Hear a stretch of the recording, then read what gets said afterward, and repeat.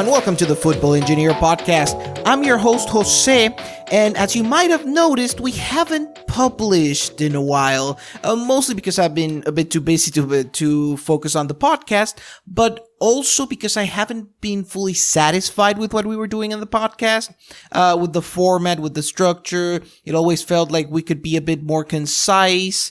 It's really hard to be concise when speaking, you know? And because of all this, I think the last couple months have been a good opportunity to start rethinking a bit the podcast format and structure and what I wanted to do for this season. And I think we're finally ready to start again with weekly podcasts. Now, even though podcast format will change for this new 18-19 season, what doesn't change is that we're going to be discussing it with my friend, Juan Carlos Valladares. Hey, Jose, how are you? I'm excited to be here. Excited to talk about the beautiful game. Looking forward to this one. Yes. So I guess that we should first start with, well, this week we had the international break. So I guess the first news about the international break that I'd like to talk about is the Nations League. The UEFA Nations League has been a fun little thing, hasn't it? Yay. Yeah, it's exciting. I like this whole idea. It creates incentivizes competition, which is always good. It allows the smaller teams to get competition, and we get these great matchups. Right? We've gotten some very cool games out of this so far, or at least in theory cool games. I think the only really good one has been the Spain-England one.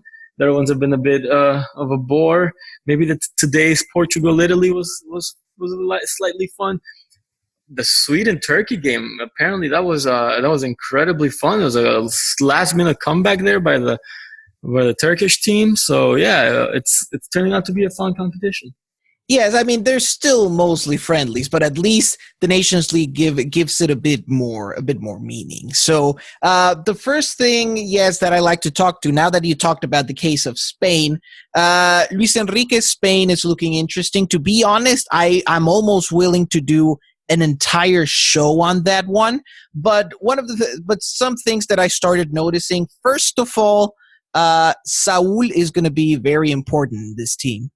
He might end up being a bit of a Rakitic kind of guy for Luis Enrique here. A lot of what Ivan had to do, some of the physical aspects, some of the athleticism, and some of the making sure just the ball gets up to the very talented guys on the ball and just bring it up for them and make sure they get it, find those passes in between the lines, not necessarily controlling the game, but just getting the ball up. Someone who's, you can trust in the midfield to do their job correctly, those long shots that he can produce, and just the constant running that Saul can do. He's physically fit, and that's something that Luis Enrique always liked. He was that type of player that just, would leave everything on the pitch.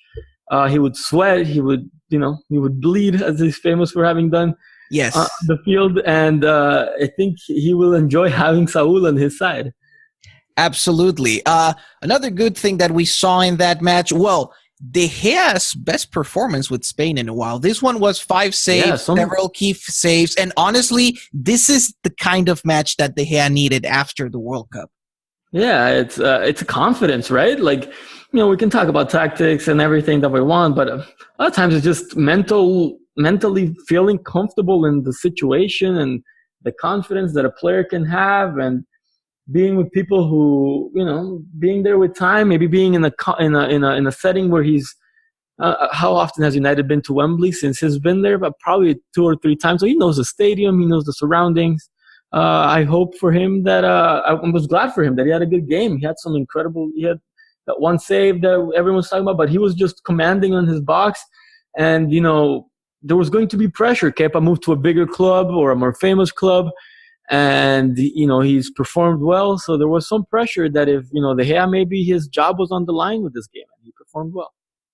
Yes. So the other good things I noticed, well, in this particular case of Luis Enrique Spain, we saw Isco and Rodrigo, very interesting, as the right winger, and both of them very out wide. So this is not going to be the case of like Julen Lopetegui Spain, in which it was basically Silva and Isco as false wingers, but they really weren't traditional wingers. But in this case, Luis Enrique prefers to play with more wingers who are out wide and that actually try to stretch defenses so that the midfielders can go into the spaces in the central lanes and half spaces. So that is another case of typical Luis Enrique. I'm not sure if Isco is the right kind of player for that lineup, though, for that kind of style of winger. Right. That style of winger, you typically think of a pacey guy, maybe playing. Asensio makes more sense, actually. Right, exactly. We've seen Asensio take over games on the wing, going down to the byline and just crossing it old school style. And Isco is not what we expect from that position. But I also think that Isco is probably the most talented player for Spain, at least from the players that are left. Now that Iniesta and David Silva are not there, he's probably the best player Spain has, and I feel that it would be very hard to drop Isco at this point because he's the player that's entrusted to lead them in attack, and unless something goes awry there, I'm not sure he will be dropped, even if it's uncomfortable growing pains for him in that position.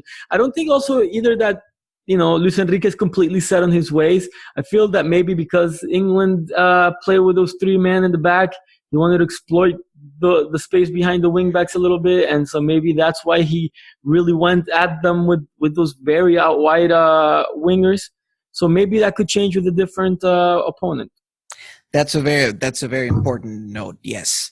So now moving on to another match, which away from the Nations League, we have our very own correspondent, Juan Carlos, who went to the USA versus Brazil game in Philly. So yeah, how was that? It wasn't in Philly. It was in New York City. It was a couple of hours away. Oh, true. It was a NetLife where the New York Football Giants play their home football games, American football games. It was a lot of fun. First things to notice, the amount of Brazilian people that made it out. It was great. It made it a party environment. Brazilian people know how to throw a good party.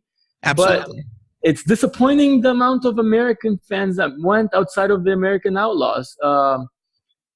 You see how packed New York City FC games can get. You see how good crowds go to New York Red Bull games. The Philadelphia Union, 2 hours away, gets a good crowd. It was disappointing to see that the federation, the U.S. Soccer, isn't doing the marketing correctly. I don't know if it's the ticket pricing, but getting to see your national team play Brazil, even if it's a post-World Cup friendly, they brought Neymar, they brought all the big guns. It was disappointing to see the crowd turnout for the American supporters, but football-wise, it was a good time. It was great to see some of the most skillful players in the world. The U.S. sadly is a bit far off from that. There's hope. Pulisic missed out because of injury; he wasn't there. Timmy Weah only played the last 20-something minutes of the game. It was an immediate change, by the way, when he came on. There was definitely a threat. The Brazilians knew it. Also, the game had changed a little bit. Brazil wasn't trying maybe as hard at that point, but there was definitely a change once Timmy came on. The U.S. missed a couple of chances in front of goal from set pieces. For Brazil, I think Tite is definitely understanding, trying to find the right couplings in the middle there for Casemiro to play along with. He knows Coutinho, he wants him there next to him. But is it going to be Fred? Is it going to be Arthur? Is it going to be Lucas Paquetá, who's very talented? I think he's going to try a lot of things between now and the Copa America next year to see who's the right person to fit in that midfield. That's true, because honestly, one of the biggest issues I think most of us had during the World Cup is that at least to me, Paulinho wasn't particularly convincing in that role during the World Cup. Mostly because Paulinho participates very little in the build-up and midfield play, and what you expect out of that is a player who's very active in being like another striker. Yeah. But we saw surprisingly little of that from Paulinho during the World Cup. So it might force Tite to start thinking about other options in midfield. So we'll see how that goes. And for you and for the US, I'd like to think that this new generation looks promising? What do you think?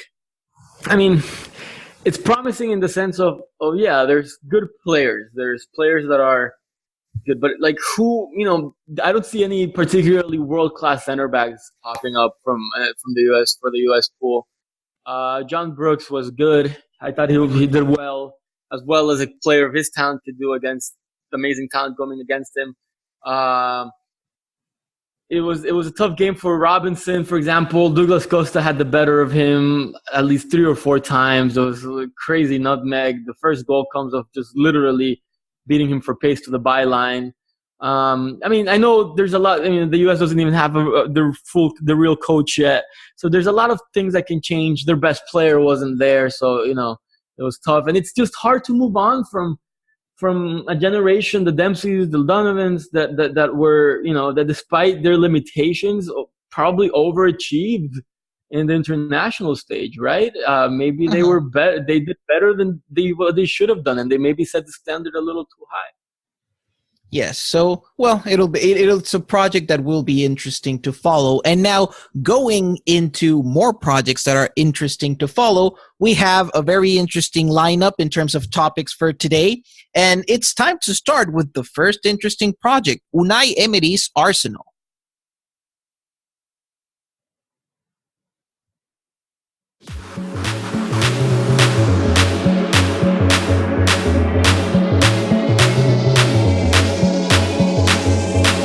Right, so time to dive into Arsenal, who have had a beginning that I presume that Arsenal fans might not be particularly thrilled, but to be honest, it was a tough start having Chelsea and Manchester City in the first 4 match days. What do you think?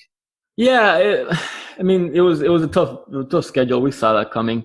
And I thought that they did well, particularly they did well not to look horrible as it could have been, right? It could have been a very bad case of getting pounded by 2 very good teams.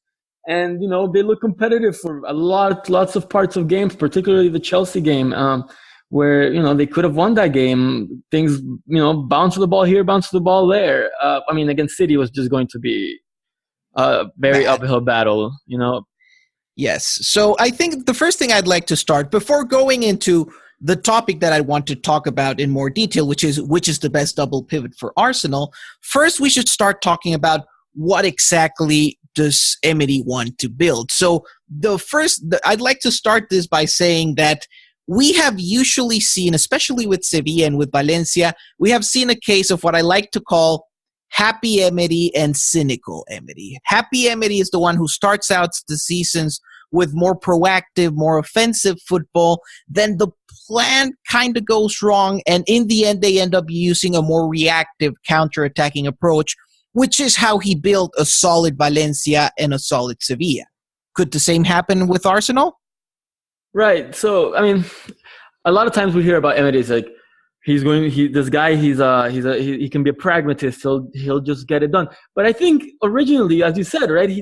I don't feel like he's a person or a coach that comes with the idea of, let's try to just get 1 goal and win it. No, he'd rather score more goals. But because he's always been maybe on sides that aren't, particularly the Sevilla and Valencia sides, not PSG obviously, but teams that aren't the most talented always. He's had to make sure to keep his job somehow and achieve the goal. So he ends up, some would say selling out, but I would say trying to get the result, even if it comes against playing as sometimes a more proactive kind of game. But I think he's having growing pains maybe with Mesut Ozil. And I'm not talking about, some of the rumors that were happening about character, whatever issues. I'm talking about how to use him correctly or how to have him display his best football. And I think that's going to be where the rubber meets the road, really, on a nice mentality where he goes forward. If Ozil keeps on getting the shots and the opportunities, if he keeps on getting played, or if, over time, maybe he decides to go with the 2 forwards, like I said, Aubameyang, and maybe have a crazy triumvirate of Torreira, Xhaka, and Guendouzi. But, there's a lot of... Or Ramsey. We always keep forgetting about Ramsey. Oh, Ramsey, yeah, or Aaron, yeah, clearly, and he's a good player. I don't know, I always forget him, but he's a very good player. It's an interesting case because the one thing I always remember about Ramsey was like his 2016 Euro, in which, of course, everyone was excited. I mean, he played well. He's after all the second best player in Wales, but at the same time, I always got the feeling that Wales was playing one thing and he was playing something a bit different. Like they weren't always on the same frequency, and I always get that feeling when I look at Ramsey. I know that he's talented, but sometimes I just feel that he's playing his own game. Right. Yeah. There's a bit of I would say almost old school British midfielder of I can do it all. I can go from one end to the other and just finish. There's this way about him of just running and energy, and that sometimes takes him out of the tactical setup of the team or where he's supposed to be standing, and that has a lot of times to make sure that his coach is not giving him the priority that maybe his talent should have taken him to. And he's a good player, and he's obviously serviceable. Emery liked him better than he liked Jackie Wilshere, so and I think there's a reason, because Emery also, I think, realizes that sometimes he's a pragmatist, and for the pragmatist part of him, Aaron Ramsey is going to be more useful than Jack Wilshere at some point. Yes, and that's actually, it's a good thing that we've already brought up the subject of like Özil or Ramsey, because in a way, the number 10 position, which is kind of what they're both competing for right now, determines a lot of what do you have in the double pivot, because the good thing about Ramsey is that he is a player who likes to be a bit more box to box, who will have the work rate of the ball that, for example, Özil doesn't, and that conditions a bit the double pivot, because, for example, you can't help but feel that a double pivot with Xhaka and Guendouzi is a bit soft. Yeah, it's you almost get this feeling that he had that the Xhaka and Guendouzi aren't going to have the personality at moments. And Guendouzi, he's young, right? And he's being thrown into this, crazy Premier League games that he's never been used to. He plays for a mid-sized League One team, and it's quite a gamble. I was surprised at Emery taking this gamble. How have you liked him up to now? Because I have to be honest, I think reactions have been a bit overblown, mostly because you see the player's attitude, and of course he's the kind of player who makes you happy, like watching him play, because you see all the energy and you see all the willingness to do a bit of everything. But at the same time, that also means that sometimes his game off the ball especially is a bit too eager. Like, he's the kind of player who likes to press everyone, and it's interesting, it reflects in his stats. Like, he's the midfielder with most tackles, the player actually, even more than defenders, with most tackles and interceptions per game. But it also means that he kind of chases everyone or everything that comes close to him, and that's not the best approach for defending. Right, and you also see it when Arsenal has the ball, that same thing. It's like he has this energy, and he goes towards the ball a lot. He wants to, and sometimes, Xhaka can have good distribution too, and he creates spacing issues sometimes in the clogging out a little bit, and when the ball's trying to be played out. But to be honest, you can see the talent. You can see how, you can see some of the passes that he attempts and some of the vision that he has. And I think he's a great project for a player. But should he be a starter is the big question. Right. And for how long has Lucas Torreira played in the 3 games? Like a total of maybe 60 minutes combined? No, I think it's been more. It's probably more along the lines of averaging one. He played, I think, the entire half versus Chelsea. Oh, that's right. He came in the second half. Yeah. So Chelsea, I would say that he's averaged around 30, 35 minutes over the last 4 games. And I'm trying to understand this, and I try to see this as this being proactive, Emery. So this being happy, Emery, that he's right now starting in the double pivot with the 2 players who are probably more creative, and especially who take more risks on the ball, which are Guendouzi and Xhaka. instead of going for the more conservative option, which is Torreira. And it's actually something that I've noticed looking at the stats. I mean, Xhaka has been already, I think, in 2 games against Cardiff and against Chelsea, the player who most consistently moved the team forward with his passing. And you actually see a big difference when you sub in Torreira, in which the team doesn't move forward as well. It happened especially against Chelsea. Torreira is the more conservative option, but at the same time, you also see a big improvement in Arsenal off the ball when Torreira is on the pitch. Right. Torreira is great at understanding the spaces when the team doesn't have the ball and positioning himself and making sure that the team's shape isn't lost defensively, and clearly gives that edge to Arsenal, a little bit of bite when they don't have the ball that Xhaka just doesn't have, because, Xhaka is a little bit slower, but in a little bit more pensive. But also, it's that trade-off, right? With central midfielders of whether you want a little bit more bite, but you lose a little bit more of that riskiness and that through ball that could win you a game, but you ensure certain things in the back. And that's clearly why Emery has been less pragmatic about it. I mean, has been less pragmatic now, because also he has less pressure right now, right? He doesn't, right now it's the beginning of the game. Also, he didn't have, everyone expected him to lose those first 2 games. So he didn't feel the pressure of, I have to win them. So he could go and be happy-go-lucky and try to put in some of these players that aren't maybe the pragmatic choices. Yes, but the less defensive work rate hurts. Like, for example, Arsenal conceded an amount of shots and chances against Cardiff City that they shouldn't have. No, yes, I saw that. I was like, wait, what? They had that many shots? And I saw the game. I remember seeing it. I'm like, it didn't feel that way in the game, but I saw the stats when we decided to talk about this. I was like, wait, Arsenal, particularly with the players they had out there and how much ball control they I remember them having, they shouldn't have allowed that many shots from Cardiff, and yet they did. Also, I think the quality of their center backs, I mean, Socrates and Mustafi are good, but they don't have a commanding center back. That's another argument against Happy Emery, which is Mustafi and Socrates are probably not the guys you want for a higher defensive line, which is, if I could conclude like this entire segment, it would just be that, at least to me, all the signs point out that we're going to get more cynical defensive Emery eventually. Like, we have Mustafi, Mustafi and Socrates.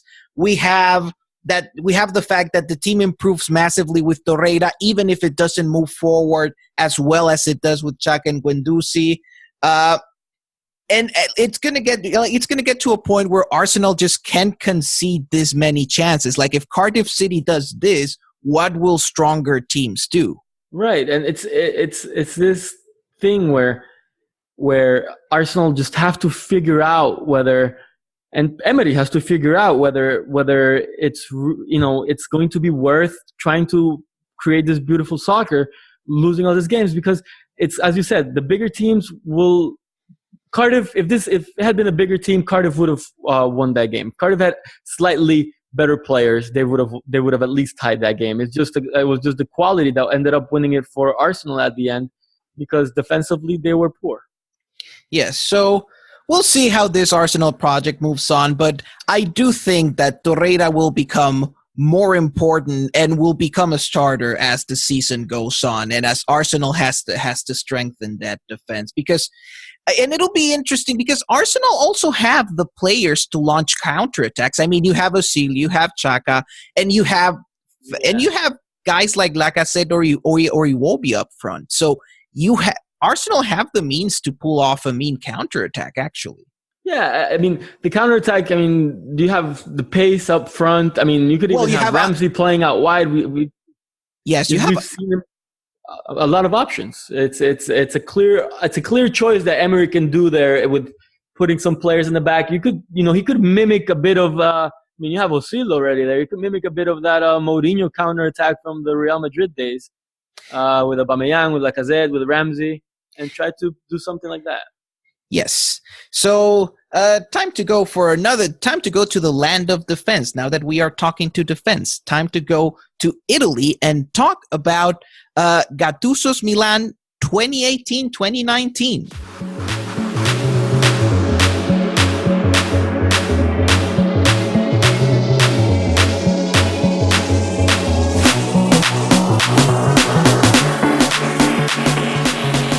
All right, so I have to admit that I haven't had much time to watch Serie A games, but the few ones I've watched, it's going to be a fun season.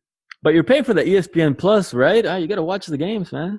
That's true. The good thing is that they actually save those games for a while. Like today I watched the Napoli-Milan from like 2 weeks ago, and it's like, oh, it's still in the service. That is actually pretty great. Yeah, it's a good service. I'm enjoying ESPN Plus, by the way. No one paid us for that, by the way. It's just, I actually would, although we'd like to get paid for that. We could use the money.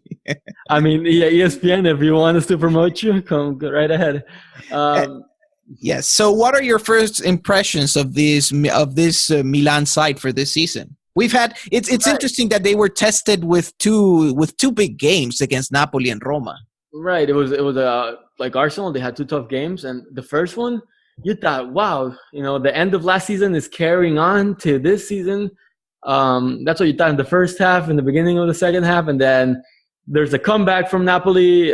They're better. I mean, they're just a better team right now. Napoli, clearly, I feel, at least so far in the beginning of the season, and Ancelotti didn't change much for the first game. He very similar stuff. Hamsik at center midfielder, what have you, but Milan just they look good in the midfield. I feel particularly because they have a lot of players who are very well positioned, particularly Biglia and Kessie, who know how to stand their ground. And Kessie's, I'm very excited about his talent. He's good defensively, good enough positioning, and then he's just good going forward, bombing into the box, carrying the ball with him, bringing it up. I think he can develop to an incredibly good midfielder. And this season is very big for him, because if Milan get anywhere this season, it will be a lot thanks to him and his development.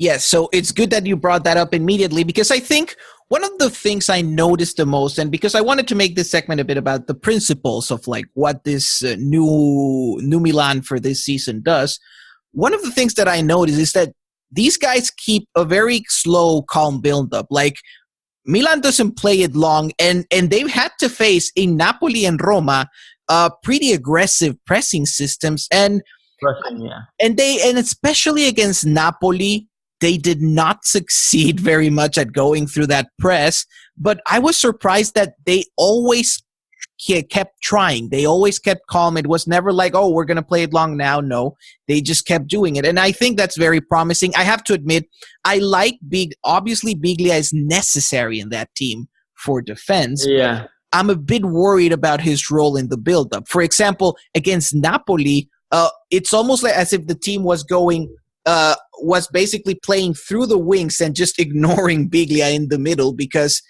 there was just it was basically impossible to go through the middle for Milan.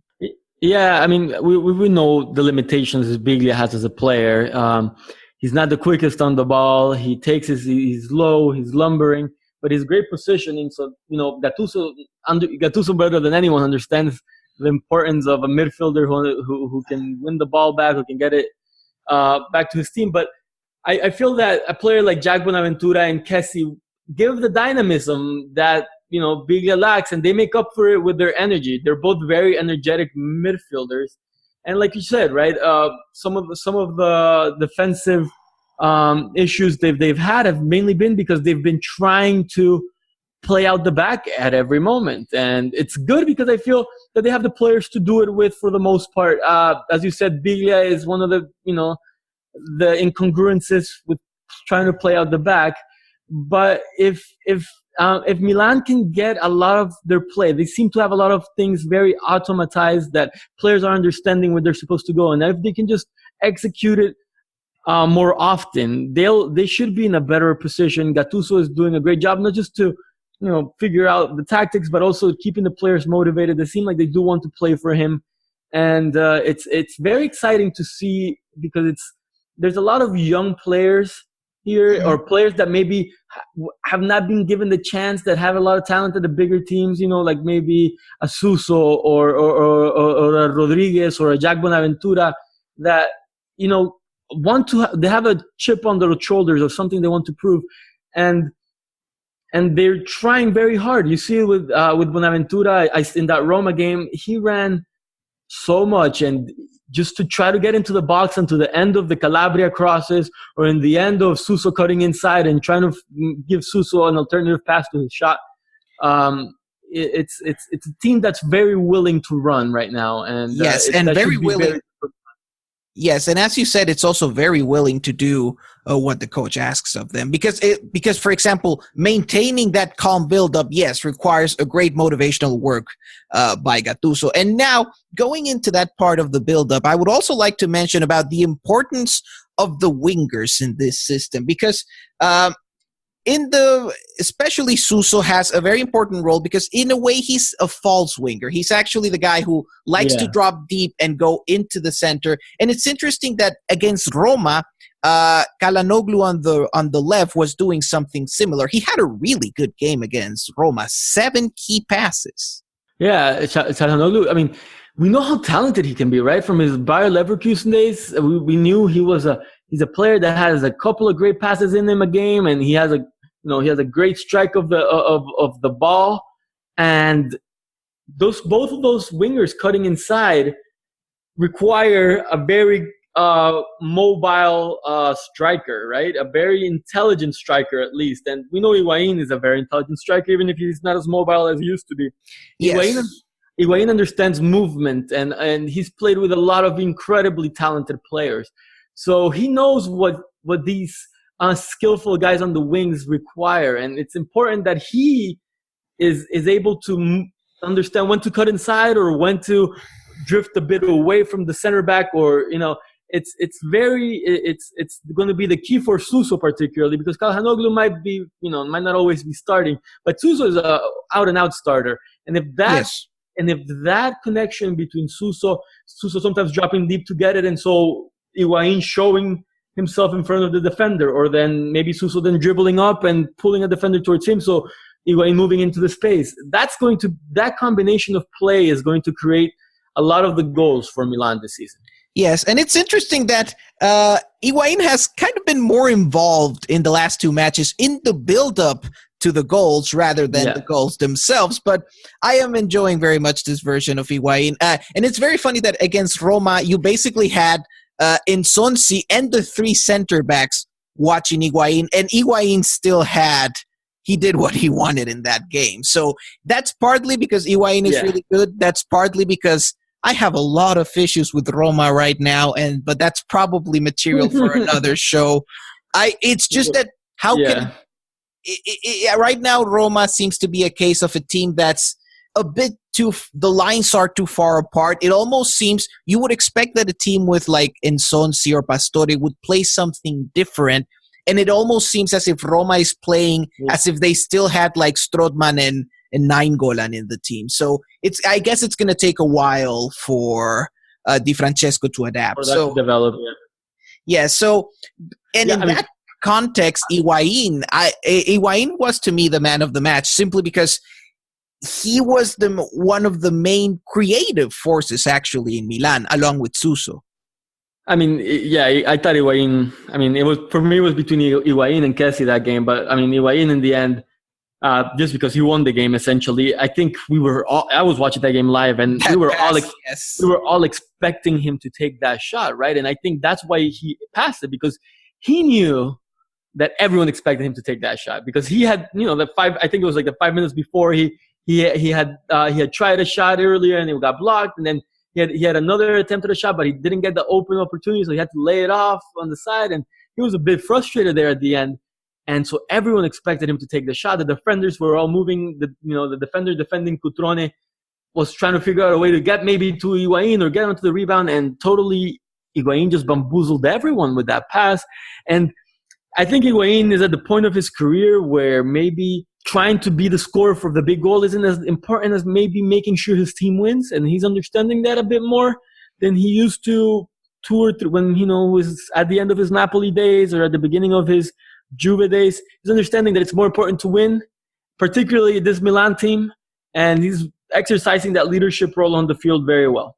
Yes, I agree. And I think I agree that this Milan will probably need him more in build-up than scoring the goals. And just to end this segment, I would like to talk about Kessie, actually, because one of the things I didn't like him that much in the Napoli game, but against Roma, one of the things I liked a lot is that in that game, he was particularly good at compensating Suso's movements, as in Suso moved inside and deep, and then Kessie moved in as a winger and then prepared to load the box. And in the end, he had a really good game, both doing that compensation and then loading the box, which is how he scored the goal. Yeah, I thought that's the thing is he's learned. I remember from his Atlanta days, he was just, he would just load the box, right? He would just run into the box and, he caused trouble because, Atlanta needed him to do that because he was probably one of the more talented players. But at Milan, there's players just as talented as he is, and so he has to compensate for them. As you said, the Suso movements or the movements of other players, he was able to understand the timing of his loading of the box better. He's been doing that. He started doing that much better at the end of last season, and now he's done it well so far now. And if Kessie's able to not just compensate the movements, but then also on the ball provide quick service out wide, and not just service, but like being able to keep the ball moving. As we said, Milan can be patient with the build-up, but they can sometimes be slow because they have Biglia on the team. If Kessie can compensate for Biglia's slowness, Kessie is going to be absolutely pivotal, not only in the scoring of the goals with the loading of the box and drifting out wide sometimes to put in some crosses, but then also in the build-up from the back, he is going to be pivotal in getting the ball up to the attackers.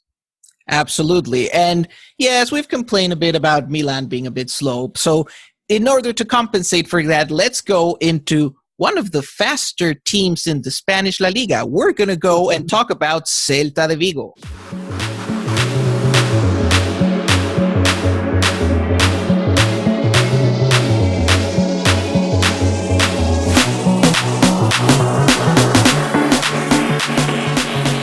All right, so time to go back into what I admit is my favorite European league, into La Liga, and talk about the fun Celta, who are undergoing a bit of a transformation in which their coach, Antonio Mohamed, wants to change their style into something that's probably less flashy than his dressing style. Yeah, I got my shades on right now for this conversation, right? This guy is taking La Liga by storm. Not just by his flashy style, because that's making the rounds. Just go on Twitter and look up Antonio Mohamed, and you'll find some great pictures of, including the one in which the ball hits him and knocks his shades off. Yeah, okay, not that one, but but still, you could see this guy. This guy is he comes with ideas, right? He's come from a Mexican league where it's a war of attrition amongst the top 6-7 teams in Mexico. So sometimes in Mexico he had to be incredibly pragmatic. Yeah. So because of the nature of the league and the way the players move, it's hard to build a long-term project over there. But he's come here and he's starting to create something that's very interesting, with his 3 men at the back and that 4 midfield line, but those 2 wide midfielders are actually just wing backs, and giving Lobotka even more responsibility, which is exciting for us because we can test more of his limits. And so I'm excited for what Antonio Mohamed is going to be doing. Yes. So just to give a bit of a summary for the listeners of what exactly is Celta and Mohamed doing. So Celta right now is playing with what's essentially a 3-4-2-1.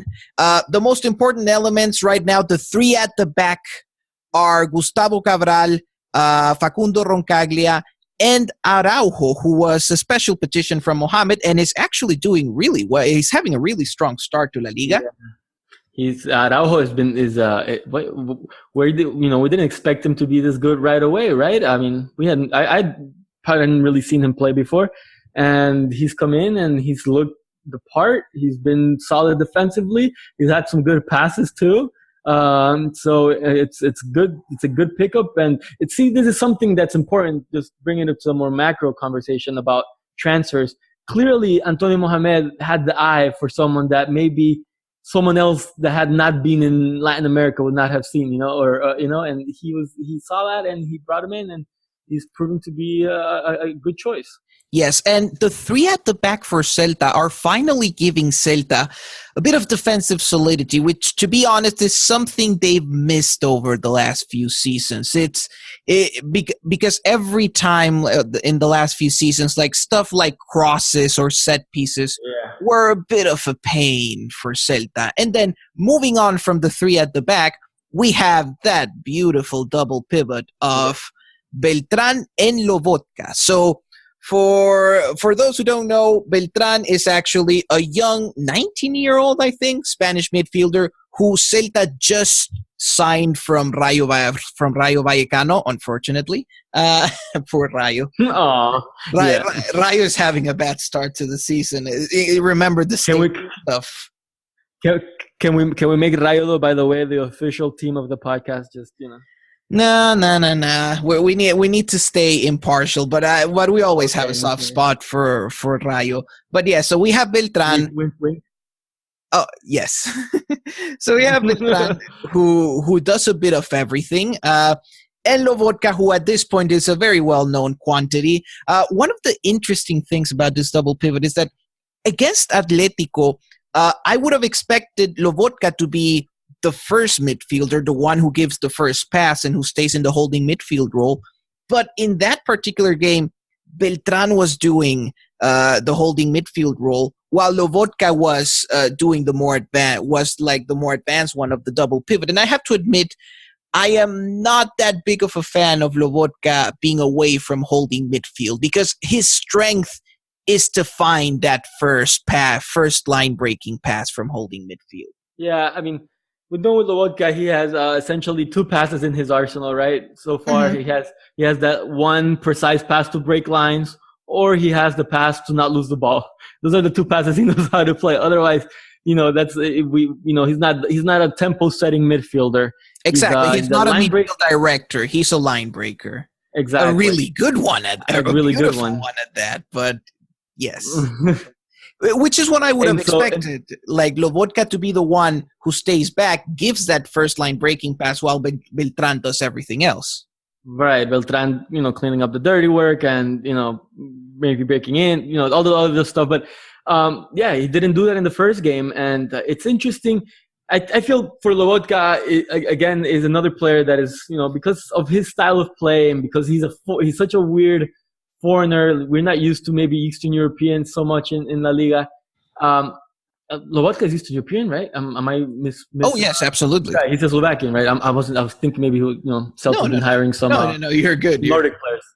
Anyways, so Lobotka, he there's something that's very likable about him, but he hasn't been in the game. He didn't play from the base, and he's not playing at the base. I feel like you're missing out on the one thing, as you said, that he does very well. And Beltran, I mean, you can see that he's not completely molded as a midfielder yet. He's not sure whether he's going to play at the base or he can be the midfielder that's going to receive in between lines too. So I feel like Mohamed's still playing with that and trying to decipher the best way. But he clearly understands that there's a connection between the two midfielders that he doesn't want to let go of easily.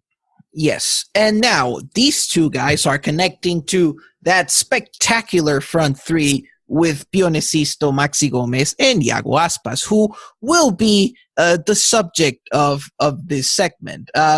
Because one of the things that I've noticed, to be honest, I have a very specific view of what Aspas' best position is. Like, I want him to play more centrally. It's not as if he can perform when he plays on the right wing, but it's usually his performances there are less convincing, to put it that way. And I've seen that both in Celta. Unzue had a similar problem last year when he was trying to accommodate for Maxi Gomez. And he did that by putting at first Aspas on the right wing. It didn't work so well. And then he shifted over to what was essentially a 4-4-2, which had up front Maxi Gomez and Iago Aspas, basically in the role of like a Messi-style second striker. And that is honestly my favorite position for him. Right now, with Mohamed, he's more of a right winger, and we still haven't seen his best up to now. Yeah, I mean, we know the talent Iago Aspas has, right? We know he can be a game breaker, and we know that he can change a complete game and turn it on its head and dribble past a couple of players and incredible finishing. But it's where do you get him to affect the game the most, right? It's where do you get him to make sure that as many defenders as possible collapse on him so that all these other players get more space, particularly Pionesisto, who is developing into this wonderful player before us. And so how do we get Iago Aspas to draw all these people to him? And it's harder for him to do that out wide, but it's also, as you said, the Maxi Gomez issue, because Maxi Gomez, he's going to be your goal scorer. So it's figuring this riddle for Mohamed will really solve him a lot of problems once he figures how to do it. He did great against. They did great in that game against Atleti. Maxi Gomez movement down, and then Iago Aspas cutting in after that and getting that cross. It was excellent, but how consistently can that happen? I think it was an off game really by Atleti that night. I'm not sure that that's something that they can rely on consistently if Iago Aspas isn't always playing in the middle. Yes, and this is one of the issues that we have with Maxi Gomez. He's a really good finisher. He's really good inside the box, but he's not exactly the most mobile or skillful striker outside the box. Like, this is the kind of thing where, thinking about, of course, Benzema being the prototype of like a mobile striker and skillful striker outside the box. If you had a striker of that profile, that striker drifts wide. He makes space in the middle for Aspas to drift into the middle, and you have like all of this nice mobility. That would be ideal in the case of Celta, but they don't really have a striker of that profile. Maxi Gomez is not that kind of striker. So, and then again, it's a compatibility problem that Celta has had since last season, and they still are trying to solve it. And I guess the one question I would ask you just to finish this segment is, in the end, what should Celta? That's the big conundrum. What should Celta choose, to optimize for the rest of the team or to optimize for Iago Aspas? Because this might be a situation where you can't optimize for both at the same time. I love the game-breaking players. I will always decide for that one special player, particularly a homegrown player like Iago Aspas. My heart would love to have him just play the 10 role and try to be Messi heroically every week and have the players drawn upon him and him finding the assists and the goals. But he isn't Messi as much as he isn't that quality, in a team that aspires to be in Europe cannot be built that way just around him. It needs to, because he's not that talented. He's not on those levels. He's incredibly talented, but not Messi talented. And you have other players that are better served by him being sacrificed a bit. And I think Mohamed will have to end up deciding for that. Yes, but hopefully we would like to see a solution where hopefully both the rest of the Celta team and Aspas can be at their best, because that would be the most entertaining thing, isn't it? Right. And going into a team that's actually becoming surprisingly entertaining, because I didn't expect them to be that entertaining, we're going to go to Barcelona and talk about the new Barça and Ousmane Dembélé.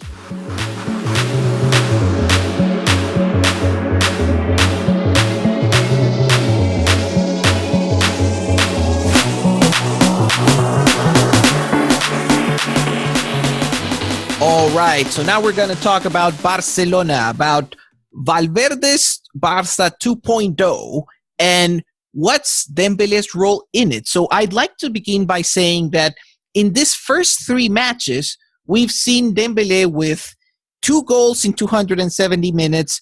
He's actually averaging 4 shots per game, which is almost twice of what he usually averaged in previous years, and even fewer key passes. In other words, we're seeing a Dembélé who is more focused in scoring goals than in creating chances, and who is more focused in attacking spaces. And it's very interesting because it almost seems as if Valverde is noticing that A, his Barca had a deficit in this regard, and B, that Dembélé also had a deficit in this regard, and he's trying to make the player work towards trying to improve in goal scoring and in attacking spaces. And of course, Barca will benefit from that. What do you think? Yeah, everything that you said is it's on point. Dembélé out wide on the not out wide on the left. He's just on the left, not necessarily out wide, but just him moving into movement. His movement off the ball is creating space for him, and it's getting, because he's quick, and it's getting him touches in the box, and it's getting him close to the goal, which is something that he wasn't used to. That's not his natural game. His natural game is receiving to feed and him taking on players. But I think Barcelona have been able to explain to him the importance of this next few years with Messi, maybe the last few years of Messi and Barcelona, and that he's going to have to be that Messi is going to have to be his playmaker, and that Dembélé is going to have to be a bit of a finisher for him, because Barca needed that. Barca, the biggest issue is Luis Suarez not having the movements that he used to have. And so Dembélé needs to create those movements. He needs to play off the ball, not something that he used to, but he's doing it willingly, it seems. And it's important that he got those goals, and that he's particularly deciding and important goals, because it's getting him confidence, and it's making him feel like, yes, it's worth running away from the ball to get these goals. Yes, and it's interesting that we go into the case of Suarez, because one of the interesting things about Suarez is that it seems that everything depended on his physical state. Like, in a way, him running and getting into positions on time meant that he had more time to think about how he was going to control the ball or how he was going to pass. Now it seems that he's not getting to the places he wants to on time, and he has less time to think about how to control and pass, and that has completely affected the precision of his passing, of his first touch, of everything, of his finishing. Yeah, Suarez is clearly physically not at his optimum, and injuries take your toll, and so does time. And so it's, as you said, he's just not getting to the spots, right? And so when he gets there, he's always getting there a step behind, and then the touch is a bit heavy, or the defender is able to touch it away from him, and it's unfortunate. And because all the politics and the salaries and Messi's friendship, it's very tough to get Suarez to take time on the bench and get him off and give someone else a chance. I feel that Dembélé is going to be the beneficiary, at least in the sense of media perspective, with regards of who is going to be Messi's second-hand man, and it's going to be Dembélé because of this, because Suarez isn't playing at his optimal form, and so Dembélé is going to have to carry a bit of the slack.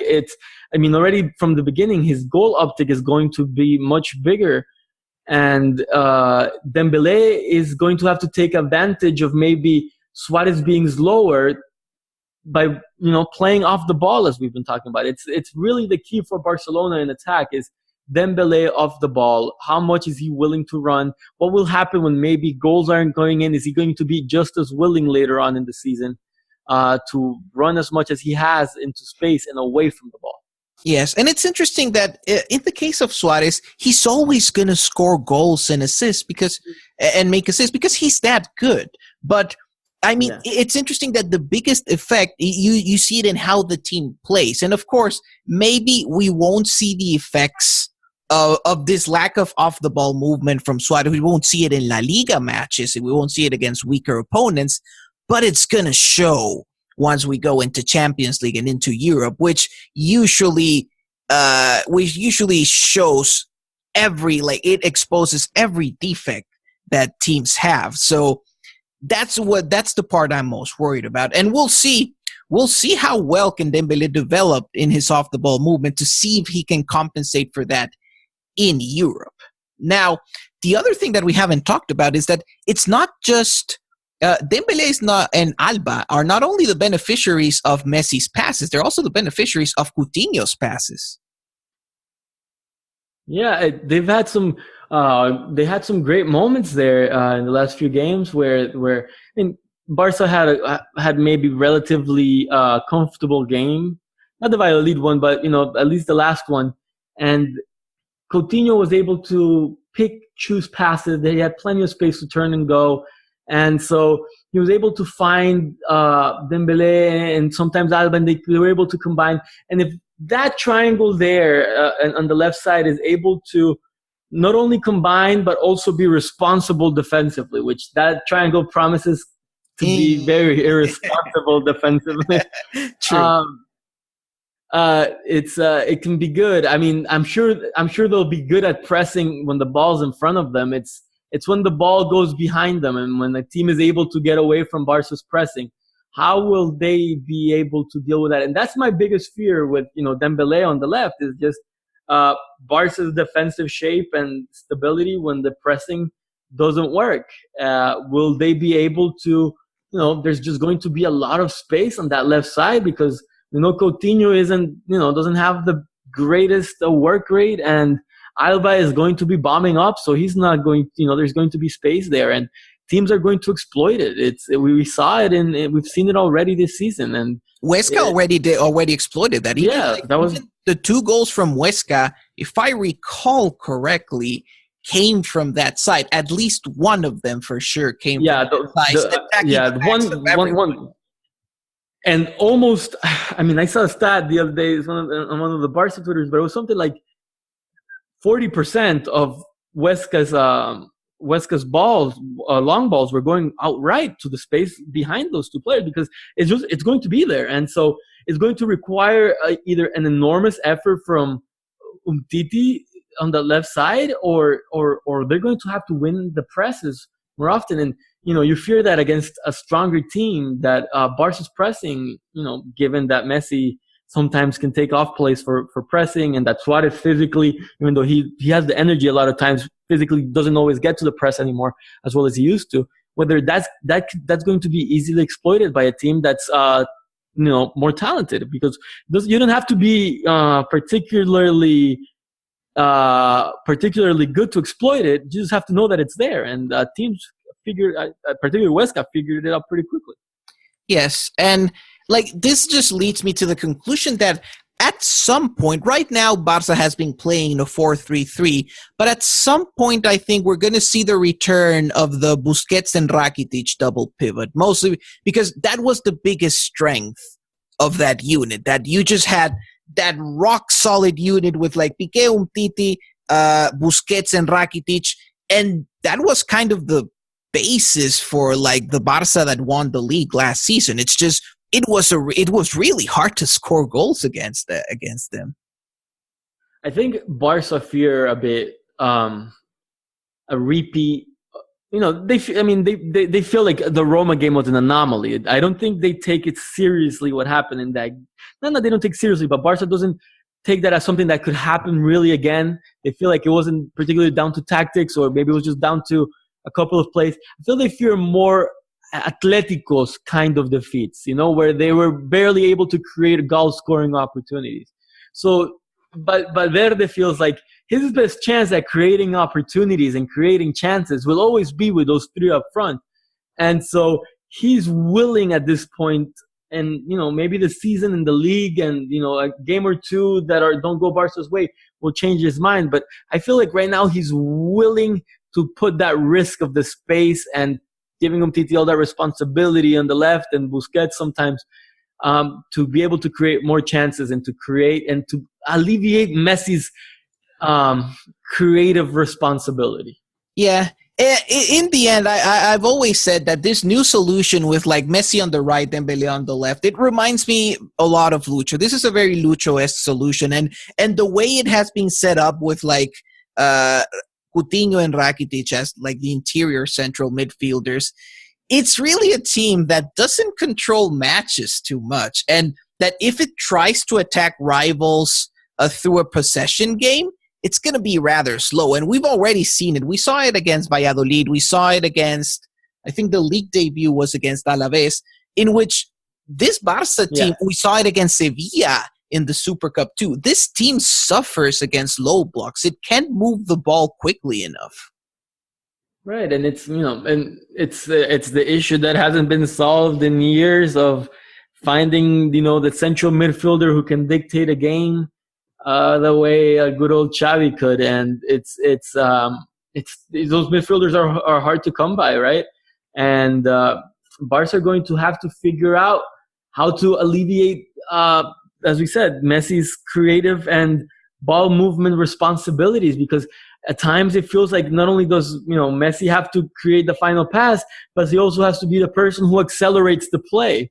And so if Messi also has to give the final pass and accelerate the play, it's much easier for a team to converge on him and take away the passing lanes and cut away some of his dribbling, because it's a tough situation in those Champions League games where Barca can be very idealistic and unwilling to change, and the other teams will willingly play a low block because they're pragmatic and they don't have the idealism Barcelona team might have.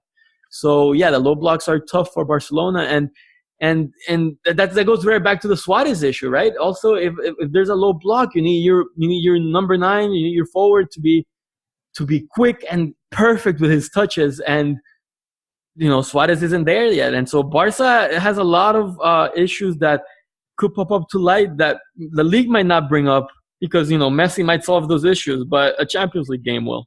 Yes, so I just like to finish this segment by, I was reading last time, we both read it, like a very good Twitter thread by Spanish journalist David Leon, who basically summarized this entire problem in that Barca's squad has like a fundamental contradiction, which is you expect the central midfielders, in this case Rakitic and Coutinho, to be better at launching counterattacks. They have very good vertical passing capabilities. They would be ideal in a team where, for example, you had like very quick wingers, forwards who go into space.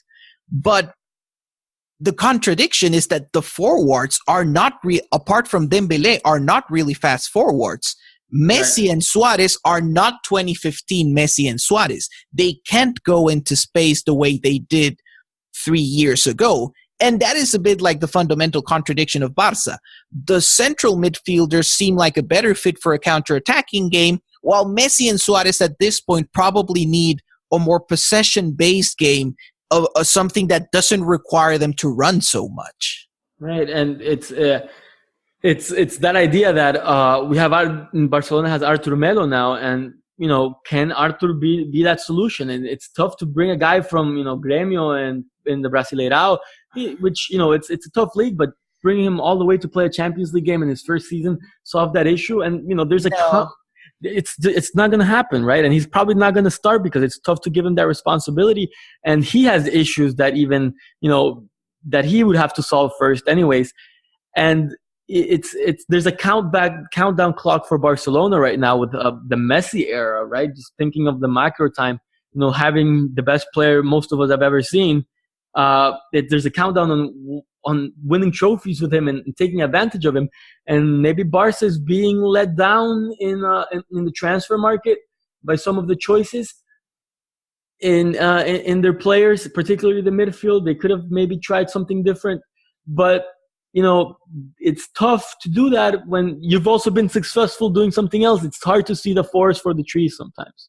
Yes, and it's an interesting case because we can definitely say that Barca's squad is very talented. The starting 11 is very talented. It just has that thing in which it doesn't feel like the forwards fully fit with the midfielders. But at least I think it's very promising that one of the ways that Valverde is using to alleviate this is Dembélé, and he's getting Dembélé to improve as a player too, because goal scoring and off the ball movement were probably the two biggest issues Dembélé had. So it's just another step for him to become one of the world's dominant attacking players. So I think that's a very positive evolution for him.